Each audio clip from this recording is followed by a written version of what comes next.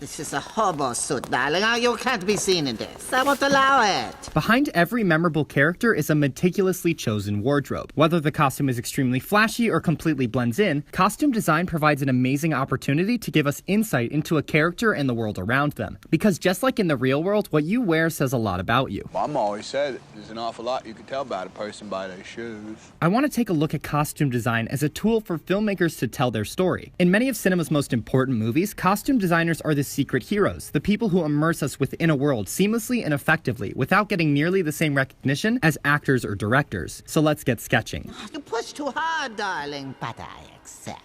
The word costume invariably gets associated with Halloween, dress up, and pretending to be somebody else. And sometimes that's the function of clothing in a movie. You was gonna let me pick out my own clothes? But the majority of costume design operates on completely opposite principles. Their goal is to create authentic and realistic people on the screen, not actors playing dress up. Your costume is pretty. Oh, it's not a costume. I'm an elf.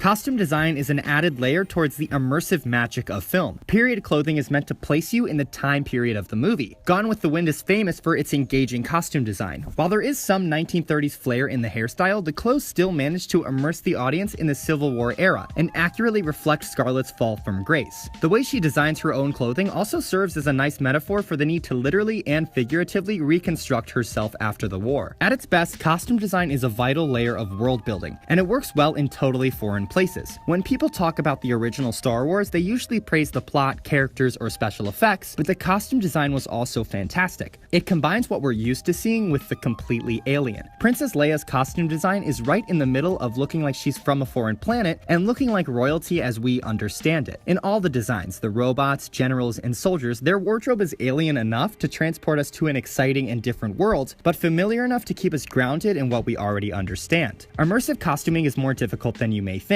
Edith Head, the winner of 8 Oscars for costume design and the inspiration for Edna Mode, designed for many movies taking place in present day, so she just dressed her characters in the style of her time. Problem is, by the time the movie was shot, edited, and released, the style would change and the dresses became tacky. So she had to anticipate the future and make something look modern, but not tied down to a specific trend. And she was one of the first to address this issue that still shows up today, striking the balance between looking too dated or too generic. So a movie made in the 70s might have generic costuming, but a movie about the 70s embraces the old school style to bring about the nostalgia of a lost time. It's why 8 Mile looks like it could have taken place at any time, but rappers look ridiculous in their music videos that came out the same year. Fashion is not the primary thing, the primary effort in motion pictures is to tell the story. The plain hoodie works as a blank slate, emphasizing Eminem's quest to succeed purely on talent and nothing flashy, while also focusing attention on his face. Either way, costuming is supposed to complement the style of your film, whether you're going for realism or something more flashy. Along with immersion, many costume choices are to make characters stand out of their worlds. Willy Wonka's introduction takes place over 30 minutes into the movie, and the praise always goes to Gene Wilder's amazing performance, but it's also an example of great costume design. While all the other characters dress in clothing stylized from the late 1800s or as cowboys and other caricatures, Wonka's wardrobe is a hybrid of the Victorian jacket tail and buttoning of the 19th century, but the collar and color scheme all embody the style of the 1970s. So we get a character who visually stands out as both out of his world and ahead of his time. The costuming in the remake emphasizes the out of this world part, but it has no grip in reality, so it makes him seem more like a cartoon caricature than an out-of-touch visionary. Bonnie and Clyde takes place in the 1930s, but their style, wardrobe, and obsession with the media put them right into the 1960s. It helps make them appear anti-establishment, much like the young people in the real world during the making of this film in 1967. Michael Corleone wears his military uniform to stand out amongst the classy gangster suits, but as he gets sucked into the life, his clothing makes the appropriate transition. For gangsters, wardrobe indicates a transition into the mafia. This example of costume design actually does play into the initial concept of wearing a costume. The gangster gets new attire to try to fit into high society, but no matter what, they stand out as gangsters. In many movies, you can tell they aren't really high society, they're just playing dress up.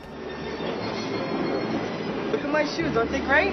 My God, you look like a gangster. Like other gangsters, Walter White plays dress up to help him feel like a gangster, but eventually he becomes the gangster he was only imitating before. Costumes give us insight into the character wearing it. Luke Skywalker's wardrobe has the visual aesthetic of martial arts gear, implying he's undergoing training. Obi-Wan Kenobi is dressed like a monk because he's doing the teaching. In The Force Awakens, the roles have reversed, and so have the costume choices. New teacher, new student. The shoes in the opening of Strangers on a Train tell us which character is more well-off and which character is more of an everyman. It may just be me, but the black black and white shoes look somewhat menacing. They really stand out in the frame by being so bright and flashy. Tyler Durden's costume design in Fight Club always contrasts the color palette of the setting and other characters, almost like he isn't supposed to be there in the first place. Along with actor personality and direction, color scheme and costume design is an impressive and effective way to make a character stand out or blend in. In 500 Days of Summer, the opening title sequence establishes the wardrobe color for the two characters, brown for Tom and blue for Summer. Throughout the movie, the coloring shifts around them. When Summer enters Tom's world, the setting is colored brown, while Summer's world is blue. The dance sequence has all the actors dressed in blue to represent Tom thinking about Summer. Costume coloring gives us mental cues as to how the story is progressing, and by the end of the movie, we realize their colors don't mix and they part ways. Movies become classics when all of the production elements come together to make something great, and that includes costuming. So when you look back at your favorite characters, think about what they're wearing. And of course, remember the most important rule of costume design. No capes!